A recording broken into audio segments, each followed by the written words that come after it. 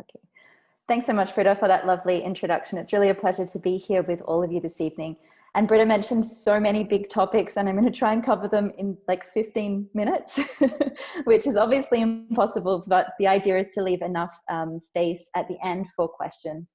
And maybe just for context setting, maybe you've heard already from my accent, I'm Australian, and I've worked a long time in Switzerland, but a lot of my work is sort of a global focus. So I'm not going to be talking about the US specifically, but talking at a more global scale. And then, of course, happy to answer any questions that you might have more specific to certain parts of the world.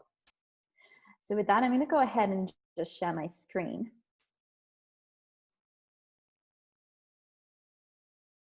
And as we get started, I'd actually love to ask all of you a question. If you just want to take a moment and think back to the last thing that you ate, the last meal that you had, and have a think about one thing that that food on your plate connects you to that you never actually saw.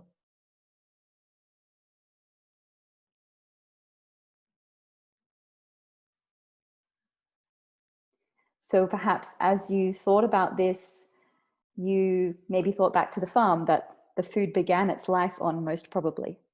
Or perhaps you were thinking about some of the different steps that had to happen between that farm and it actually landing on your plate. Maybe the processing that had to happen, or the transportation, the sale and distribution of that food through retailing. Or maybe you had to think about the impact that that food had after you digested it on your body through the physiological response that our body has to the food that we eat. Maybe if you were thinking at another level, you also thought about some of the resources that were needed to produce that food, whether that's land or seeds or sunlight or labor on the field, or it could have been fuel or water that's required anyway through all of these different steps that are necessary to take the food from the farm to your plate. Perhaps you even thought about some of the waste or losses that happened along the way. A lot of our food that's produced doesn't actually make it into the shelves or even onto our plate. There's a lot of waste that happens along the way. We'll talk about that more in a moment. Or perhaps you had a chance to reflect on some of the different things that shape what type of food is produced and where, be that environmental conditions, social conditions, political conditions. I know this is something you will spend time thinking about, or economic conditions that shape what sort of food can be produced where and what ends up on our plate. Or maybe you were thinking actually about the invisible hands that feed us all, the people who are involved in all of these different stages of getting food from the farm onto our plate, be that through driving trucks, working in the fields, working at the checkout, or in any of these many organizations that work tirelessly to feed us each and every day, often without us ever seeing it. Now, all of these elements, when we take them together, that's what we consider a food system. All the different steps necessary to get us food. And while it's very nice to see all of that in its very simplified form, it's obviously much, much more complex than this in real life. But it's not the system itself we're necessarily interested in, it's the outcomes of this system that we really care about. And in an ideal world, a functional, sustainable food system should give us 3 outcomes. It should enable food and nutrition security for everybody on the planet. It should enable social well-being for everybody that's involved in producing our food. And it should ensure environmental sustainability, that we're not degrading the very basis that we need to produce our food in the future. And if we look at these outcomes, I think it's really interesting to sort of understand where we are today against these 3 objectives. And I'm just going to do the first part of the talk as if I was speaking before COVID had hit. And then I'm going to talk to you about how this has changed in the last couple of months. So if we take ourselves back a couple of months, let's look at these 3 outcomes and where we stood as a global society. In terms of food and nutrition security, we have around 800 million people in the world who go to bed each day hungry. They're not getting enough food to give them the energy they need to live a healthy life. At the same time, we have nearly 2 billion people in the world who are suffering from either overweight or obesity and the associated health complications that can come with that. Metabolic diseases like diabetes, for example, or any types of other complications and health burden that can come. Now, when we look at these two challenges, this is often what we hear referred to in the media as the double burden of malnutrition. The fact that simultaneously we have people hungry and people who are overnourished. But this term overnourishment is something I don't necessarily like to use because it implies that people who are suffering from obesity are getting the nutrients and the nourishment they need from their food, and that's not necessarily the case. And it's called the double burden because it used to be that we had hunger as a challenge of the global south and overweight and obesity as a challenge of the global north. But as we move and our food system becomes more similar around the world, our diets are converging, our way of producing food is converging, we're seeing these two challenges play out in the same countries, in the same cities, and even in the same household. It can also be a case that an individual suffers from both of these situations in their lifetime. A child that is born into hunger is at higher risk of becoming obese later in life if they're all of a sudden in a different food environment. Now, that itself is already challenging enough as a health burden for our society, but it gets more challenging. There's nearly 2 billion people in the world who might be getting enough food in terms of volume, but it doesn't have the micronutrients they need to live a healthy and productive life. And that's called hidden hunger. And that's affecting nearly 2 billion people in the world. So we can see this is billions of people who are not in a situation of food and nutrition security. And this is before COVID hit. It's around a third, or at least more than a third of the global population suffering from some sort of diet-related health burden. And that leads us to be in a situation where 1 in 5 deaths globally are due to unhealthy diets. And if we think not only about deaths due to unhealthy diets, but the health burden of people living in a situation of malnourishment, obviously this impact is really devastating and something that unfortunately many of us are not aware of the extent that it is in the world today. And actually this is linked to the second outcome of food systems, social well-being. And I'm going to put some photos up here. Maybe some of you know where this picture is from on the left. This is actually the Salinas Valley in California. And the picture on the right is a poultry processing plant in Brazil. It's one of the biggest in the world, processing thousands and thousands of carcasses an hour. Now, what's common in both of these situations and across the food system is that many of the jobs in the food system are high risk. They do not pay very well. They often have very difficult working conditions and often very tenuous employment situations. So lack of sick leave, lack of any sort of social safety nets, and very questionable status in terms of migration. What does that mean? That means that people who work in the food system often don't have enough income or enough access to facilities to ensure their own food and nutrition security and nourishment for their own family. And that means we find ourselves in a situation that people involved in producing food for a living are more likely to be malnourished than people working in any other sector. And there was actually a really nice study done in the United States on this that looked at the food system as an entire sector and found that people working in the food system were much more likely to be on food stamps than people working in any other sector. And I think this is a very important paradox that nobody talks about in the food system. That is that many of those who are hungry are involved in producing food for a living. When we come to this third outcome of food systems, environmental sustainability, unfortunately, I can't paint a much better picture here either. Around 30% of all greenhouse gas emissions globally come from our food system. Often you hear the figure of sort of 24, 25%, but that's mostly factoring in agriculture. And when we expand to the whole food system, it's nearly 30% of greenhouse gas emissions. The food system and food production is also the largest driver of land use change globally, and it's the largest driver of biodiversity loss as well. Often this is clearing land for growing crops or for grazing cattle, for example.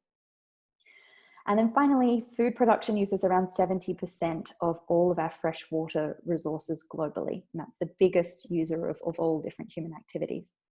So when we look at all of these different things together, we can see that food production actually has the largest impact on the environment of all human activities.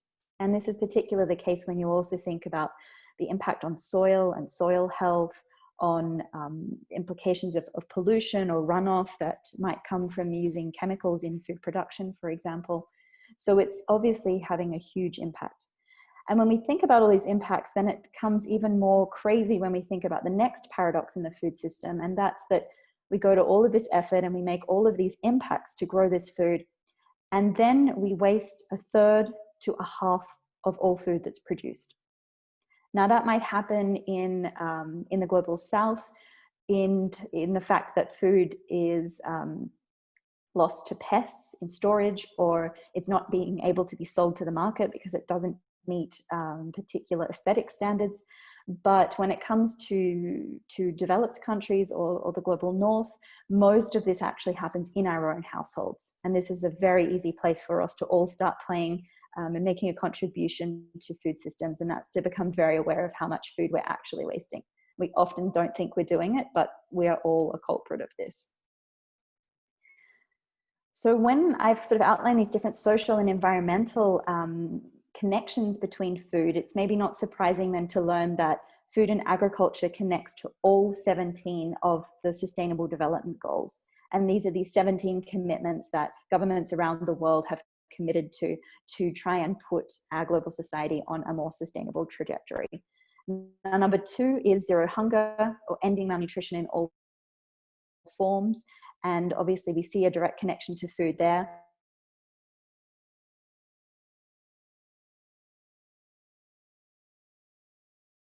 And a very clear connection between these global goals, which is why I care so much about food and why I think it's such a fascinating place to work, because not only do each of us engage with this 3 times a day if we're lucky enough, but if we want to find a lever to really build a better world, then I think that that's through food. Now, as I mentioned, this is all pre-COVID. So let me take you through what we're seeing as some of the impacts so far of the pandemic on these 3 outcomes of food systems that I mentioned earlier. Now, I'd just like to put a disclaimer, and that is that this is all changing on an hourly and daily basis. I can't give concrete numbers. Nobody can at the moment. We're really watching things unfold, and this is a complex system. And that means that there's a lot of compound shocks, there's time lags in terms of when we see impacts, and there's a lot of uncertainty in terms of what's going to unravel. So with that in mind, I will do my best to sort of give you an overview of what we're seeing so far. Firstly, looking at this first outcome of food and nutrition security, this is, I think, one of the most frightening aspects of the COVID pandemic. As Britta mentioned in the introduction, the World Food Programme has estimated that we're going to see a doubling in the number of acutely hungry people in the world. And that's going to be as a result of the aftermath of the pandemic. And I'll talk more about that in a moment. And we already saw this as a high number, and we're expecting to see that there's some other interactions with these food and nutrition security outcomes. So for example, people who are suffering from obesity and may, for example, have diabetes or another metabolic disease are actually at higher risk of complications should they contract COVID. So that's having then a disproportionate impact on people because of the type of diet they are or aren't able to access. We're also seeing greater consumption in the household during this time. And for some, that might be great. It's a chance to cook and use fresh food and take care of ourselves as we slow down. But that's not the case for everybody. If somebody hasn't been able to build their cooking skills or nutritional education, it can actually be a really big challenge to know how to cook healthy meals when at home. They may also not be able to access any fresh produce and may have to be relying much more on processed and packaged food and fast food or anything that can be delivered. So we're yet to see what impact this will have overall, and certainly there will be a difference in certain groups impacted more negatively by this than others. And as always, this is a question of intersectionality, and we're seeing a lot of vulnerabilities brought to the surface with this pandemic. We're also seeing some disparities which have taken time to try and reconnect. So for example, when markets like farmers markets or wholesale markets or restaurants closed down, many producers actually lost a place for them to sell their produce. And they weren't able to pivot and connect to other buyers. And that led to the market falling apart. So certain producers were having to plow produce back into the field because they couldn't get a market for it fast enough. Yet at the same time, we're seeing this rise in hunger, particularly for poor people in urban areas. And that just, again, brings up one of these unfathomable discrepancies where we have a surplus of food on one hand and hunger on the other. And there's a lot of scrambling to try and make that connection. But unfortunately, the infrastructure and the connections were not in place to do that quickly in many parts of the world. When it comes to social well-being, we've seen that COVID is disproportionately impacting labor-intensive value chains, and food value chains are labor-intensive. And that's happened in two ways. So obviously, workers who are deemed essential workers and required to continue going to work through this pandemic became frontline workers who were at greater risk of being exposed to the disease and to contracting it. And for many of them, as I mentioned before, they're not necessarily in an employment situation where they have sick leave or they have any sorts of benefits should they contract the disease that could result in a loss of income and in potentially a loss of job as well. The other side of the coin is that there are also a lot of businesses in the food space that were forced to close, restaurants or other examples I mentioned before, and that's leading to a loss of jobs and a loss of income for a lot of people in the world. And that's particularly a challenge when we look at people who have been living really hand to mouth in this space because their income is low and doesn't allow them to build any sort of personal safety net. So when they lose this income, it's obviously a huge impact. And we saw that, for example, in India, went into lockdown from one day to the next. All street vendors could no longer sell anything. Anybody involved in small-scale food sales or production just completely lost all of their income overnight. We're also seeing disparities here. For example, as I mentioned, closure of restaurants leading to a shortage of work for certain people in urban areas. But on the other side of the coin, with borders closing and a lack of movement of people, there's been a massive shortage of workers to actually harvest during the peak harvest time in the Northern Hemisphere, because this relies very, very heavily on migrant workers, and that's across the border in many, many different countries.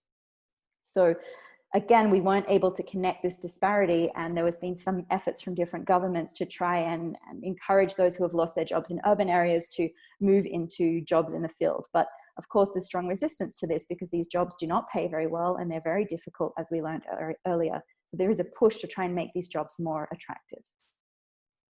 And then finally, when it comes to environmental sustainability, here I really think we're going to see the longer term questions playing out.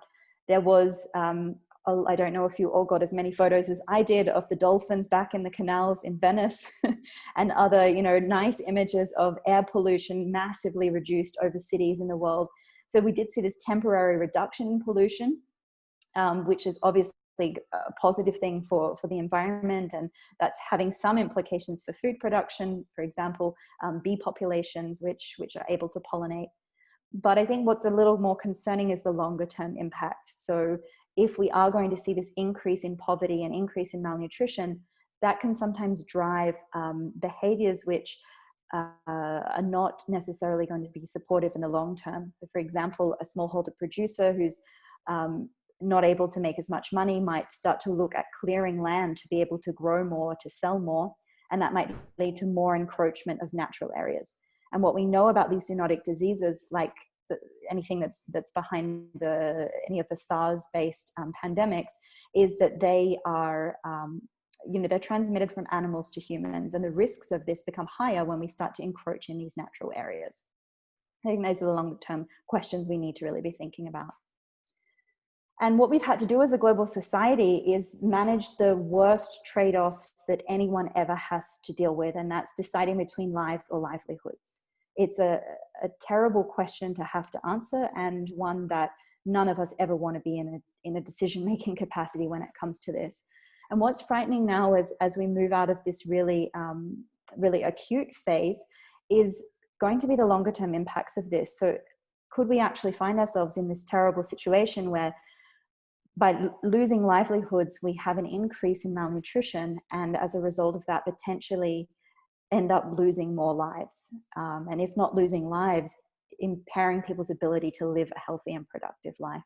And this is going to be the longer term impacts that we start to see. And a lot of people are talking about this, particularly for the intergenerational implications. There was a study that came out in 2008 that talked about a 1,000-day window. This is from when a child is conceived until their second birthday. And in this period of time, if a child doesn't get the vitamins and nutrients that it needs, it's going to have an impact on the child's ability to develop both physically and mentally. So if a child is born into a situation of poverty and they don't get the food and the nutrients they need in that first 1,000 days, they're not able to develop to their capacity. That impacts their ability to be able to be engaged in an economy, to get a job, to learn and develop. And that traps them in a cycle of poverty, which leads to their children going through this same cycle as well. And so that's what's very frightening about the longer term implications of this. And that's why some people who are very active in this space, for example, the director of the World Food Programme or the director of the Global Alliance for Improved Nutrition, have been using terms like biblical. So you were talking before about the importance of language. They realized that to get global attention on the challenges that we're going to face in the longer term with malnutrition, they had to start talking about a famine of biblical proportions. It's biblical, on steroids, and across generations. And the Washington Post just the other day posted an article that hunger could be more deadly than the coronavirus in developing countries. So I really think this is something we're all going to have to be very aware of moving forward. And as we see now that food is this central point between both human health and planetary health, and that's why I think it's such an important lever for us to think about in terms of policy development, in terms of how we ourselves engage with this space, and to look at those two levels of what can we do as individuals, but how can we actually engage with changing this bigger system as well. And what I like to think about are some nice principles that we can use in how we design interventions and how we design changes to this system. And there's an approach called agroecology, which traditionally has been used in the food production and agriculture space. But now we're talking more and more about how can we translate these principles of agroecology to the entire food system. And these are principles like diversity, because we know that a diverse diet is critical to our own health, but diversity in the fields is critical for environmental health. We know that looking at how we can be resourceful and close loops, for example, bringing nutrients back into the system, can be incredibly supportive for a more sustainable food system. So I think these are wonderful principles for us to bring into mind when we're thinking about how to tackle some of these big challenges. And generally, when we're talking about this, and I would just like to say, we run training programs at the university, and we spend 2 weeks living together and exploring these questions. So there's so many things we could talk about, but just generally, we're trying to look at how can we put these principles to consider how we produce differently, how we consume differently, and how we rebalance the system. And I think that's such an important element, because we've seen there are so many inequalities built in. And one of the biggest challenges, I think, is that we don't price food appropriately. There are so many externalities that are not actually reflected in the price of our food. And that's an important interface that between this challenge I mentioned before about people involved in food production also being hungry. I'm not going to go into that. I think I'll wrap up now. Britta mentioned that I have written a bit more about this in a book. If you're interested to know more, I'm of course happy to share the info of that.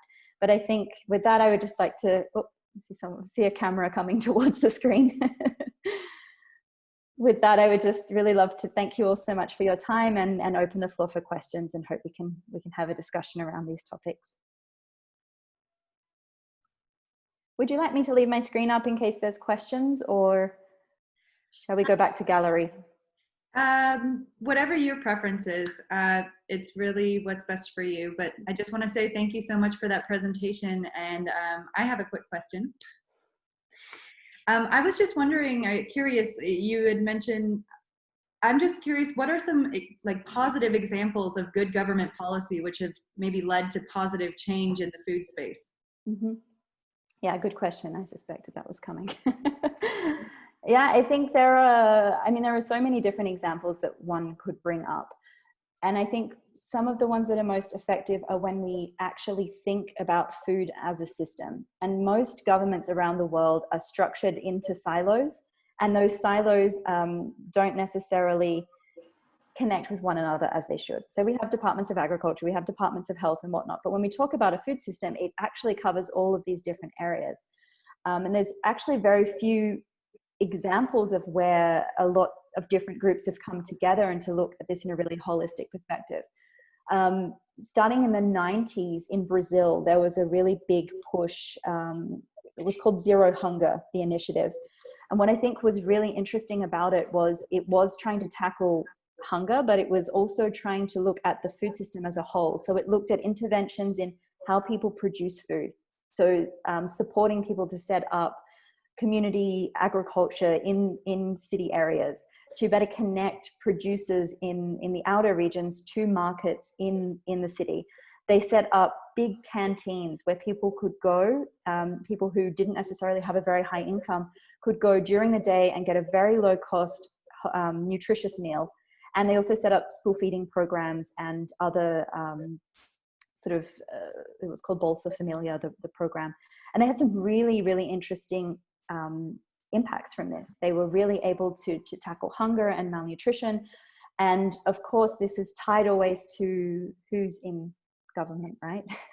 And that has changed dramatically in Brazil in the last years. And so not all of these things are still working as they were at that time.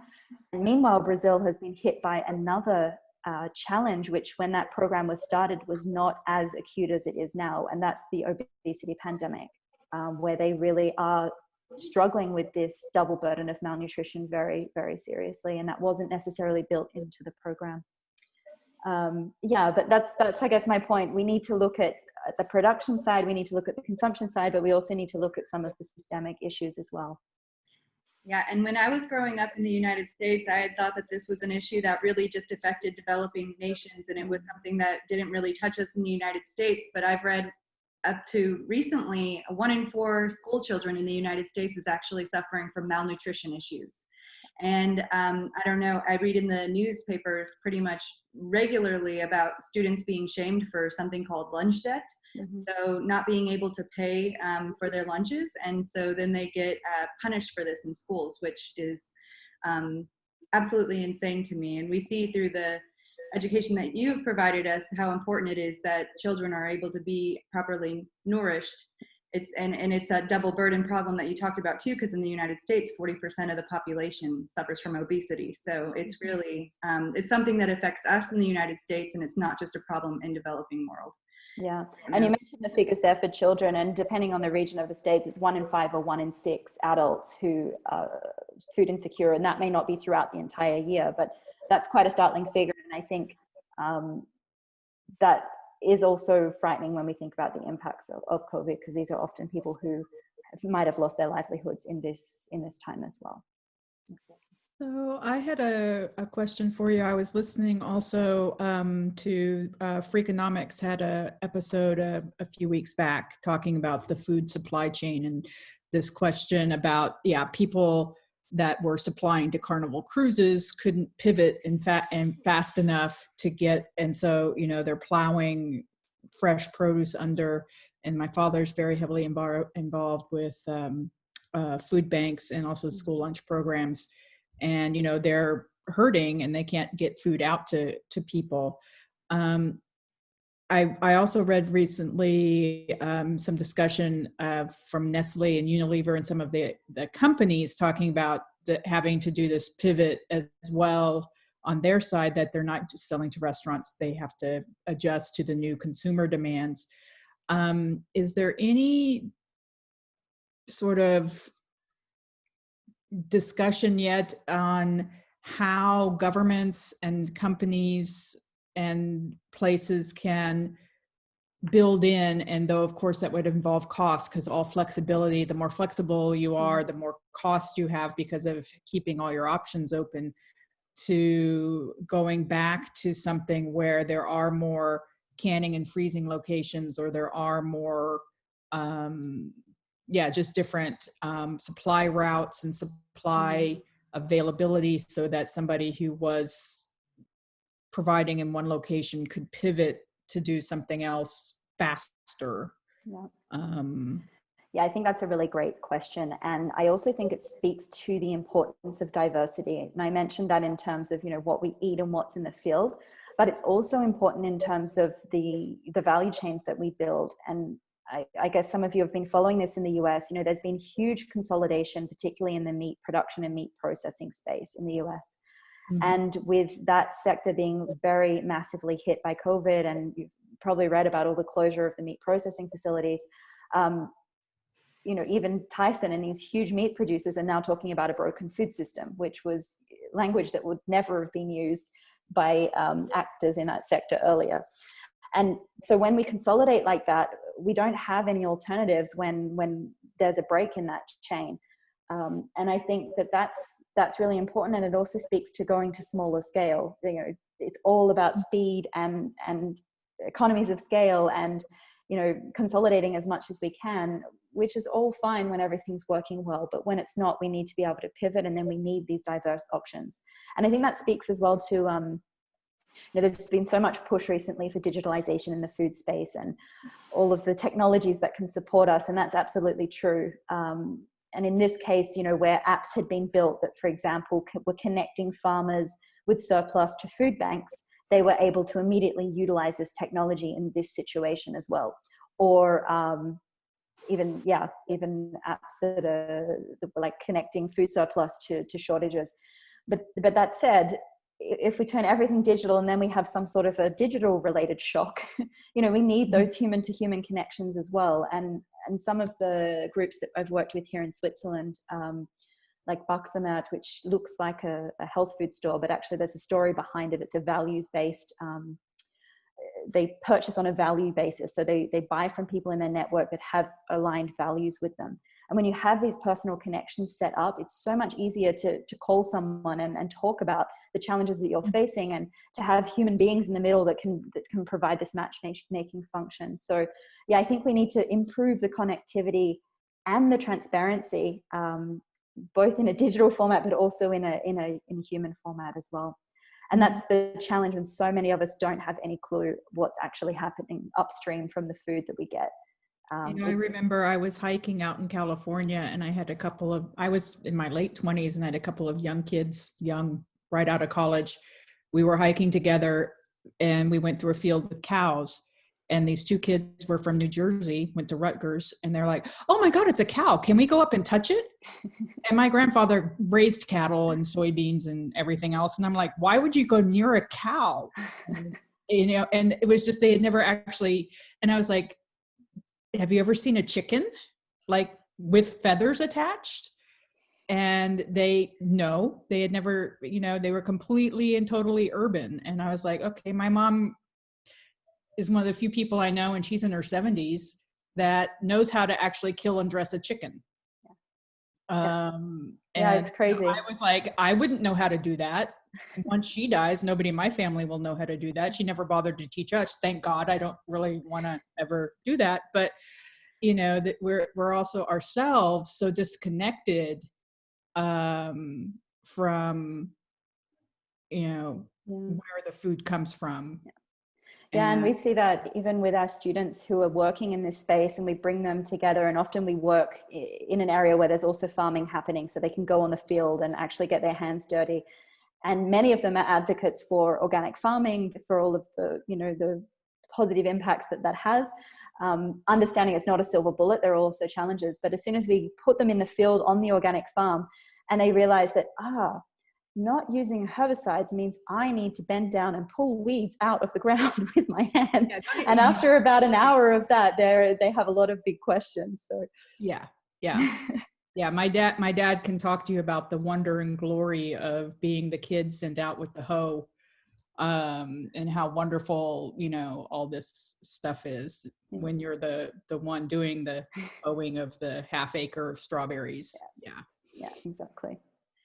Yeah, it makes you, I went to a cocoa farm. All cocoa is harvested by hand, manually. There are no machines that do it. So people have to use these machetes and actually do it. And when you spend one day doing it yourself, you're like, how is like chocolate not $6 billion for a bar? Yes. Like How, you're the one how that's, is it a cheap junk food? Yeah. yeah, exactly. When you're the one actually responsible for taking care and doing it yourself, and you get your hands dirty a little bit and experience that, it's something so different than when you just buy it in the grocery store and all you see is a wrapper and a price and you don't actually think, where did this come from? It's crazy. So do you think we will see now I think it will be painful, but as part of this pivoting, as part of this realignment, as part of this whole episode, that food prices will go back to being something that has some relationship to the actual costs involved? Because again, like my grandfather used to just laugh because most years he was paid more not to plant than he was to plant. Yeah. Depending on what he was doing and where he, what was going on. And, we have the luxury of saying, oh, I'm going to have the organic shade grown coffee that's picked by a guy named Jose. And it's a little box and it costs, $6,000 a bag, but, somebody else needs Nescafe, Yeah. But, especially living in Switzerland, I noticed right when I started business trips here, and the first thing that anybody says from the US when they come to Switzerland is, why is food so expensive? And both in restaurants and in the stores, my mom always used to ask, why don't you have any meat in the house? And then she actually went out and I took her to the store and I was like, this much meat costs $15. And she was like, what? So, and even that is not necessarily representative of, as we see now with Tyson and even this plant up in the Netherlands. I used to think that the EU had better rules, and because we didn't have all the salmonella and other contamination problems from the meat packing and the peanut packing and whatever. But now you see that they're not necessarily that much better. They've just put a big policy, a food and agricultural policy review in, which is quite interesting to look at, that proposes some bigger changes. So, but it's like, on the one hand, yes, food needs to be more expensive, but that leads to more food insecurity. And if it's more expensive to me as the end user, does the person that's actually cutting the cocoa beans or harvesting the asparagus see the money? That's, where is that in the chain? And that's exactly where we get into this complexity of it. And I think this is such an important place for us to dig around, because right now we use price as a proxy for access. Like, by pushing food prices down, we hope as many people as possible get access. But the problem is that so many people who are struggling are those that are producing food. So if the money could trickle back to them, could that actually improve this food and nutrition security situation? But it's so not linear, and there's so many different actors and so many different factors that come into play that determine prices that, we actually have a master's student at the moment working on this topic, and she's just like, well, there's kind of people everywhere doing a little bit on it, but there's no real comprehensive studies on this and how we would then build that into policy making. But I really hope that it's a space that keeps getting a lot of attention, because it feels like that's where the lever is. Now, how can we, if prices go up, how can we just ensure access for those that are, say, urban poor and are not going to be having any positive impact from an increased income resulting from that? Just the social safety nets question. Yeah.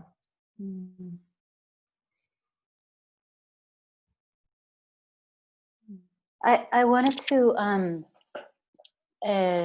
speak to your point about diets converging and production converging, and just wondering about examples that you know of where local and regional producers and economies have been able to push back a bit on that, because I think it's really, there's so many interesting examples in North America.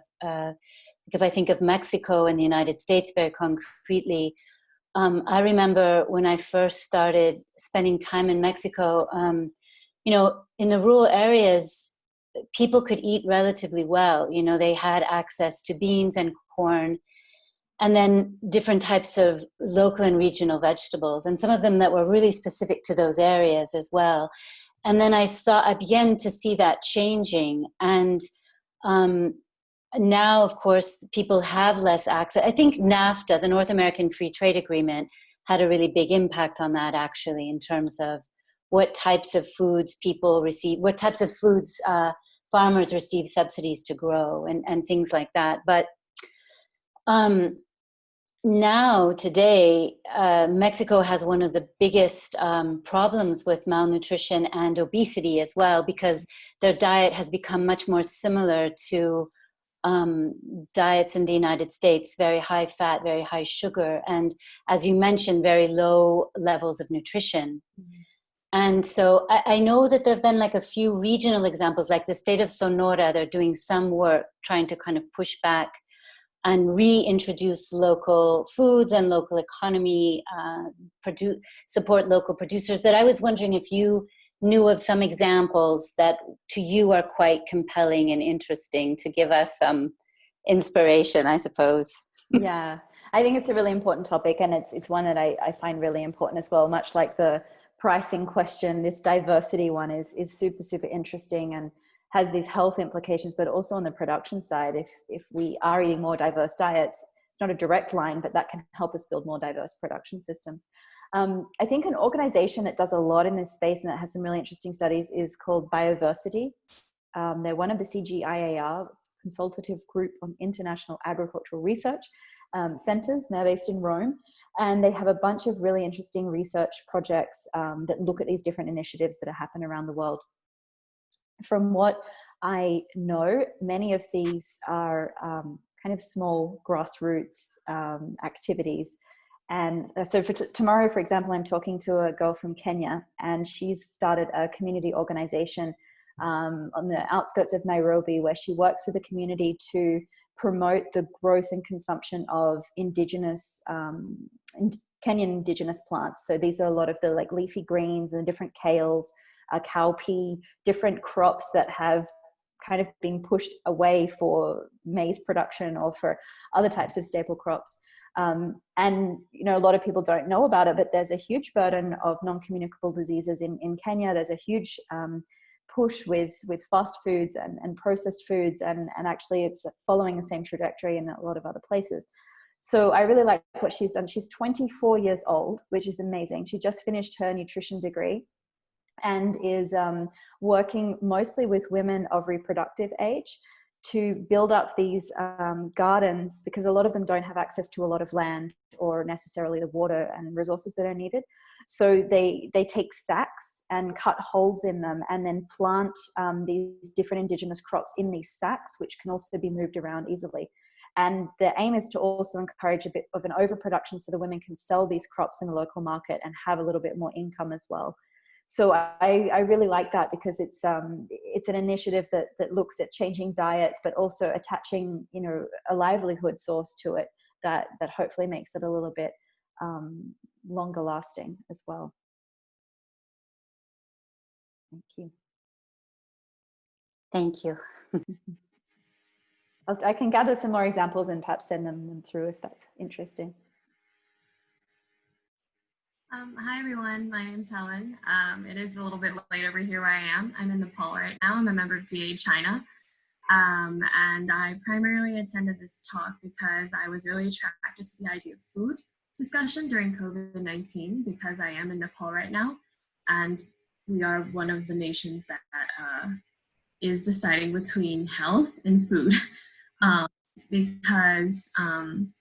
Well, to kind of give context of the situation here, we've been on lockdown since March 26th, and movement between districts is not allowed. And the thing about Nepal is that, well, at least like I'm in the Kathmandu Valley, and I don't have a food shortage here because they grow food around the valley. But even though I don't feel that hunger, the issue is also Nepal sends a lot of migrant workers abroad to Saudi Arabia, to India, and that is why containing the virus is very hard. Actually, Nepal for 2 months solidly had like under 100 cases, and then the past 2 weeks it soared to like last week it suddenly went above 250 to now it's like more than 1,000, and it's because Nepal has migrant citizens abroad, and when you stop working systems, migrant citizens don't have homes, and if they die, they can't repatriate. And so people flock back through the borders. But when they flock through the borders, they don't have food. And when they arrive in Nepal, people are maybe not willing to give them food because they may be carriers of the virus. So, and then in rural areas, harvesting is also been an issue. And, you know, soon it'll be monsoon season and maybe dengue for some. And so the situation with food here is people are going to, and also in Nepal, because they depend so much on tourism, and there's no tourists, a lot of income and GDP, you know, they also depend on Everest summits every year actually, but that's been taken away too, millions of dollars. And now what happens is a lot of the gig economy in terms of like, you know, people working hourly wages, they've been sent back to the villages where they've willingly gone back to the villages because there's more food there.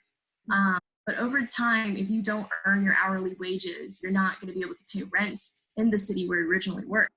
And so, so the food security issue, I think here is not immediately present or felt per se, but it goes along the lines of like long term, like what happened to Nepal and its healthcare system, its economy, because Nepal's income depends so much on remittances and workers going abroad and traveling and all of that stuff. But due to COVID, there's restrictions, and I've been kind of quiet because I feel like our discussion's mainly been surrounding nations in Europe and the United States. And they're kind of like when you talked about like 1 in 4 children, yes, 1 in 4 children like need school lunches and they're not getting fed right now. But it's been really like fascinating kind of for me to like see where the discussion focuses for a lot of Americans like us, like when we're in different parts of the world. And then if you go to worlds like in like South Asia, you're like, whoa. Their issues are much more like they're also similar but very so different. Sorry, that was a long ramble, but kind of want to share that. Thank you so much for sharing that. And I think that last point you mentioned is a really nice one to pick up, because every context is so incredibly different, and yet we are also seeing similar challenges. And we work with a group here that's trying to build up these sustainable regional food networks. And actually they partner with a guy in Nepal who's trying to do exactly the same thing. So the same concept of creating a network of people who share the same values around how they want to build a food system, and connecting them all together across this urban-rural divide, and seeing how that can improve income for producers and also improve, you know, access to healthy food for people of different income groups. So that model here in Switzerland is being sort of adapted in Nepal, but they're in constant communication and exchange with one another about what they're learning in each context and how can they learn from each other. And we take this as a case study in our summer school, and the students work on it. And it's super interesting to see how, yes, the context is very different, but there are a lot of learnings that we can also share with one another. Yeah, no, I'm really glad that I'm listening to the talk and hearing it from, because I know you all are like Democrats Abroad Switzerland, if I believe correctly. And so Switzerland being such a hub of like Geneva and development sector, and like how do we match what the development sector in international like management sense believes people need, and then on the ground, how is that solution like realized, and how do you realize those solutions during a pandemic when you can't send people? So I feel like even though I'm just like here in a room all day, I am like absorbing just like that kind of knowledge by just kind of watching the news here. What sort of sector do you work in? So I work remotely. I'm actually a DA China member. So I worked in Beijing, and then I was traveling, and then COVID hit. So I decided to shelter in place because Beijing wasn't safe. And then China outlawed foreigners to go back in. So I'm kind of sheltering in place. But I work in the higher education sector. I teach university courses. And this semester, my focus is on world religions. And last semester, I focused on tourism politics, the politics of when you're a visitor somewhere. And so it's technically they're like high-level English discussion, but I really enjoy kind of thinking, how can I shape young people in universities to care about issues that don't directly affect them? And so food security is one of those things that you're like, if you're food secure, because China's very food secure in many places. We did this talk with I do a social entrepreneurship course also, and they were talking about like, what is a food bank? They were asking like, because an American entrepreneur that talked about food security in the United States in St. Louis, where I went to school. And they were like, what exactly is a food bank? Like, do they have to pay to get this food? Or, you know, the whole mentality, because in China, they're more food secure. There's actually more food waste that happens. But it's hard to empathize for a lot of people at different development stages. Just, you know, COVID-19 has been weird, but I've been kind of absorbing that. Unmute myself just to say, just for Helen's information, that here in Switzerland, there are now active food banks because undocumented people with a migration background, because of COVID, have lost their jobs and their source of income and are now desperately in need of support.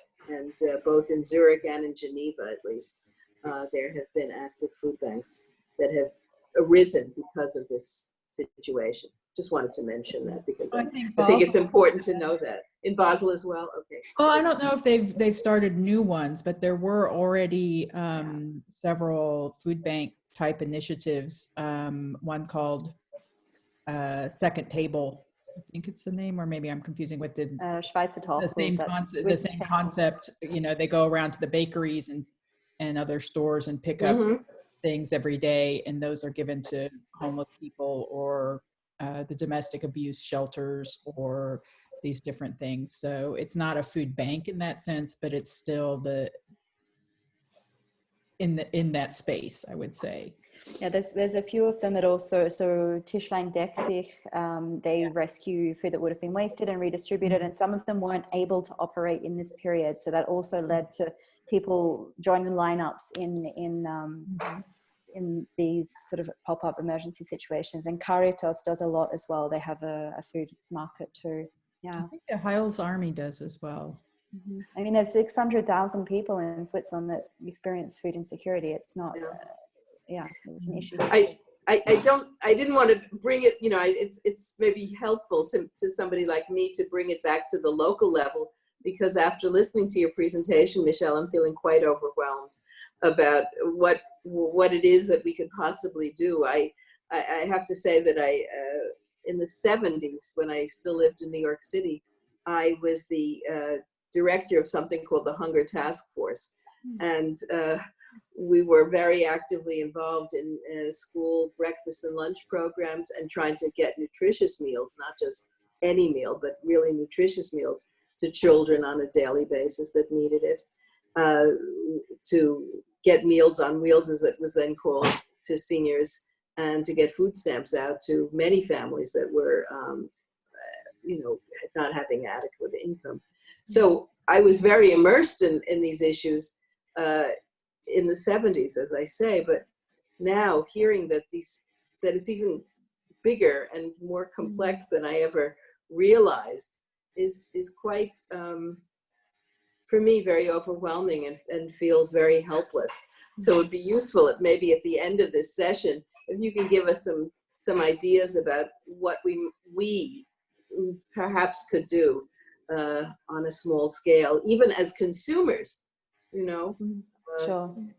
My husband, who's now cooking, by the way, and I need to join him for a moment in the kitchen. We have been, because we're seniors, we eat home every day. We have all our food is delivered, and we're very grateful for that. And we try to give ourselves nutritious, delicious meals every day, and eat almost no meat anymore. But even the little that we do eat, when I think about the slaughtering and the processing that takes place around meat, it's pretty disturbing as well. So the food chain is very complicated, and I don't want to ramble on either, but I do want to hear, something about that we as consumers, perhaps, or as volunteers, could be doing in a proactive way. Yeah, and I think what you mentioned is completely normal. Everyone, when confronted with these food system challenges, feels overwhelmed to begin with.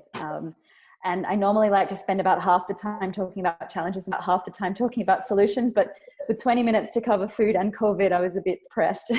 Yes, but that's something I definitely tried to do in the book, is to bring this back to our personal level and what can we actually do. And that is the beauty of food, that we have the chance to engage with it.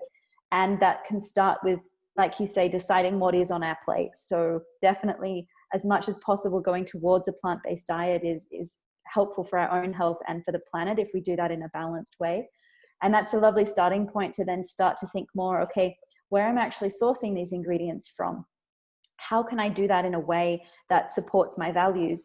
And all of us have different values. So I always find it difficult to kind of prescribe what you should do. But like choosing one or two things you really care about. Like, I really want to make sure that producers are paid fairly. Okay, so how can I maybe get my fruit and vegetables delivered from a farm where I know they care about creating good jobs for people?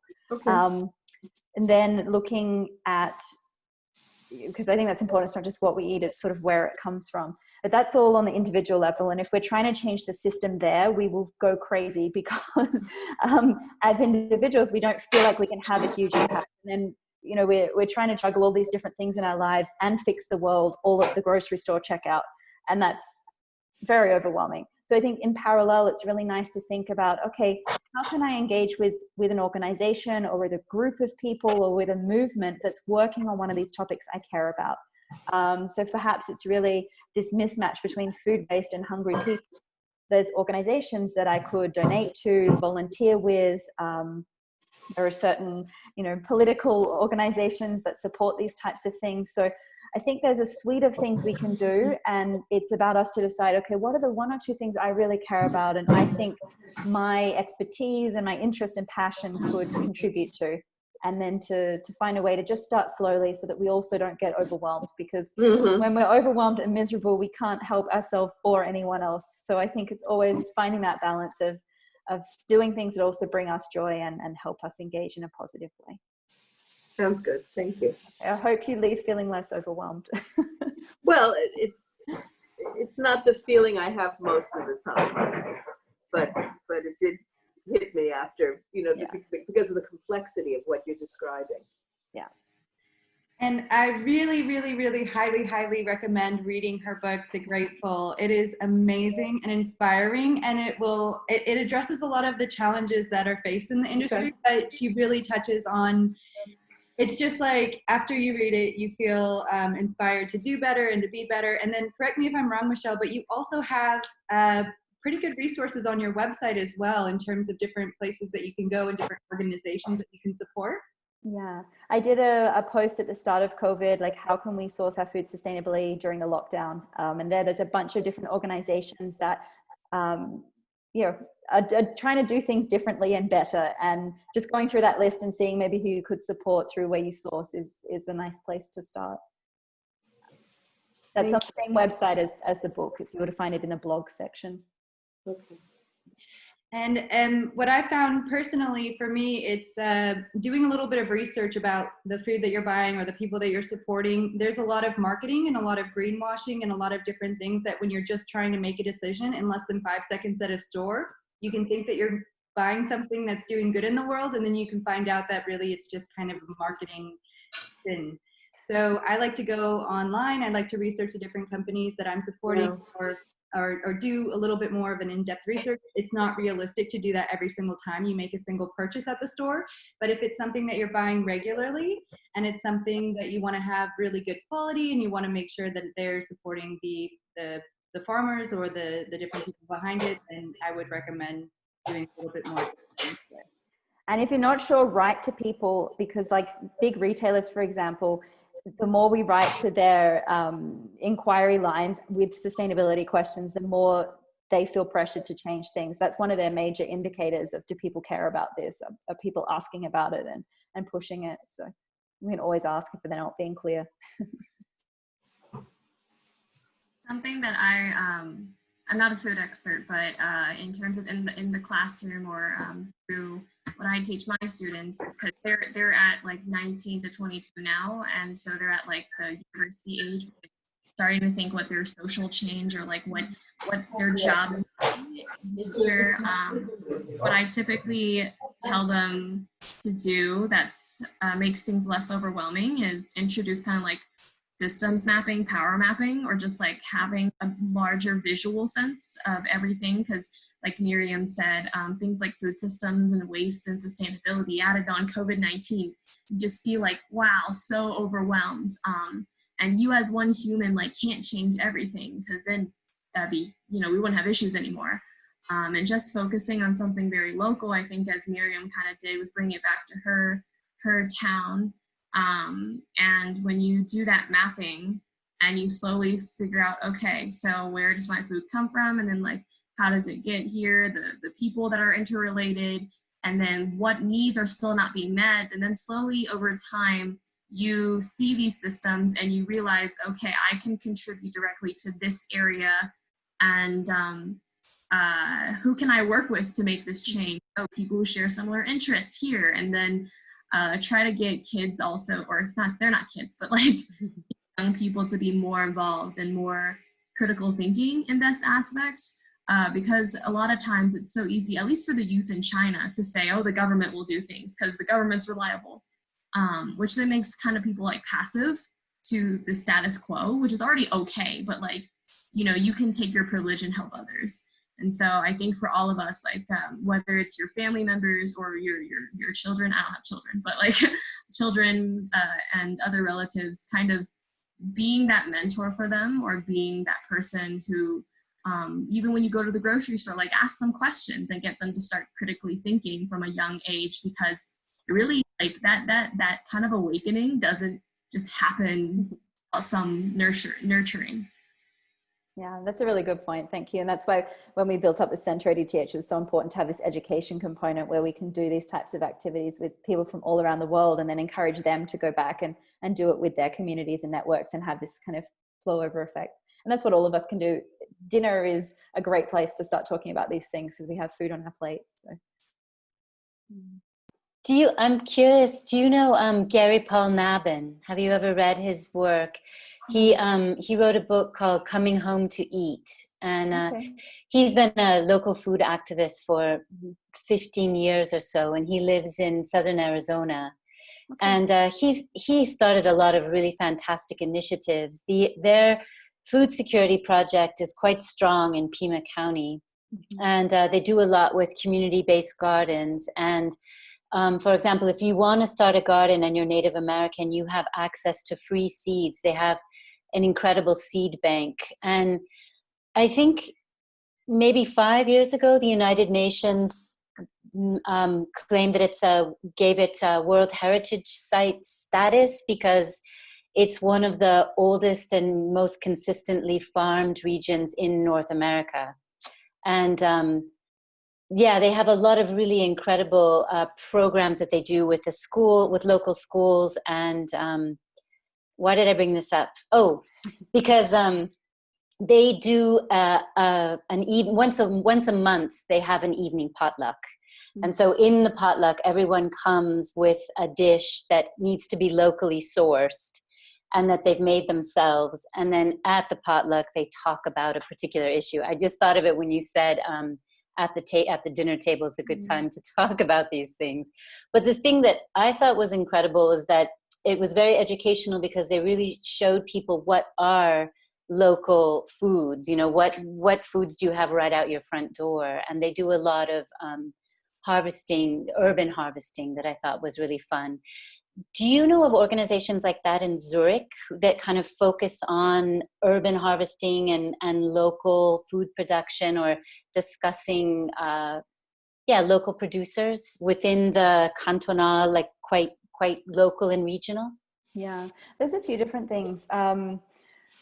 So I know, for example, at Boxamet that I spoke about earlier, they used to have, I just don't know if it's happening now, they used to have a kind of a round table where they would have different producers come and different members of their network, and you could interact and discuss with them. There's also one around permaculture. I think it's called Permaschmaus or something like this. And then there's a great festival, but I think it's only once every 5 years, which is at a farm near or in Rheinau. And they have this 1001 vegetable festival. And there they bring together producers from the region, and they showcase a lot of diversity in crops that are produced, because they also have an organic seed production facility called Sativa, where you can also source heirloom varieties. They dehybridize seeds. And then the other group that could have some things is Pro Spezia Rara, which supports this diverse production systems. I know they're quite active in Basel. I don't know of too many things here in Switzerland in terms of gatherings, but definitely they do some interesting stuff.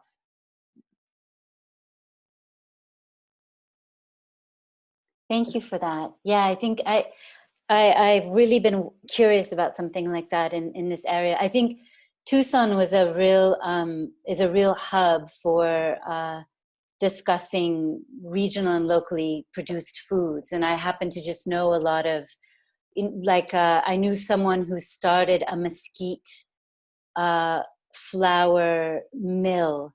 So once a month you could bring your mesquite pods to this hammer mill, and they would actually mill your mesquite pods, and then you could have your mesquite flour for however, depending on how many pods you had brought, and things like this. And of course, mesquite flour is fantastic for people who have diabetes, and it's a very important local food. So these kinds of things I think are really fun, because it's a way to connect with your neighbors and to share food, which is, who I don't understand. There are people who don't like to eat, but I don't understand them. But yeah, I'm not one of them. Me neither. Yeah. There's some interesting things happening in Graubünden as well. There's some really cool young producers like Biohof Dusch. They do some really cool stuff. Rebecca Klopath, she does a restaurant where she sources a lot of local production. She has a farm as well.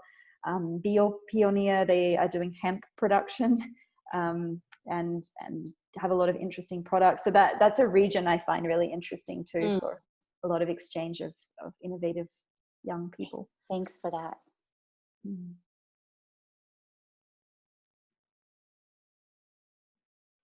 Oh, I think you're muted, but I think you're trying to ask something, Vicky. Hold on, let me try to unmute you. Yeah. I just wanted to mention something that was in the New York Times 2 days ago that you might have seen, and that I think was very relevant both to what you've been speaking about, Michelle, and to what we talked about before you made your presentation. And that is about the convergence of Black Lives Matter and the fact that so many people of color are dying in the United States of COVID, more in disproportion to their numbers. And it was an opinion piece by a sociologist named Stringer called Slavery, Not Obesity. And I thought it was a very interesting analysis. I don't want to go into what she says, but I really recommend it. It's still available online. And I did feel inspired to write a letter to the editors. I don't know if it will be printed, because they don't necessarily print everything, but I just thought it was, it's an important issue to understand, and people tend to blame Black people for being obese, as if obesity was something that was their fault, or their cultural heritage or something. So I think I'd like to recommend the opinion piece. Thank you. I'm just putting the link in the chat so that everyone can access it. Have you seen it yourself, Michelle? I hadn't, but I just brought it up now, and it's something I absolutely have to read. Except that I don't have a New York Times account and it's barred. So anyway, I'll get around that somehow. Thanks a lot. Could you also send me some of the different initiatives that you had mentioned here tonight, and I could maybe send a list out to these guys afterward? Okay, I have to excuse myself. Our meal is developing, so yeah, and I think we should be Bye-bye. wrapping up now too. Bye, Vicky. Yeah, thank you again so much, Michelle. We're dwindling down here, but I just want to mention too Everyone again, please, please, please, Yes, please thank be you. grateful. Thank you. We're so grateful that you came and spoke with us tonight. Absolutely amazing presentation. Thank you. Yeah, it was great to meet you Very, virtually. very interesting. Very, very interesting. Thank you, ladies. It was lovely to be here. Really a pleasure. All right. Take care, everyone. And yeah, we look forward to seeing those links, Britta, when you have a chance.